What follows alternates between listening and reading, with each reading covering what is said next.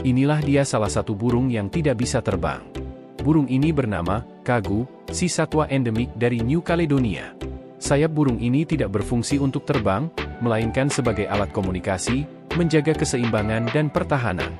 Spesies burung yang paling unik dan langka di dunia ini memiliki suara lagu yang indah dan khas, yang sering disebut sebagai hantu hutan oleh penduduk setempat. Kagu menghabiskan waktunya di darat dengan memangsa berbagai macam kadal, serangga dan invertebrata lainnya.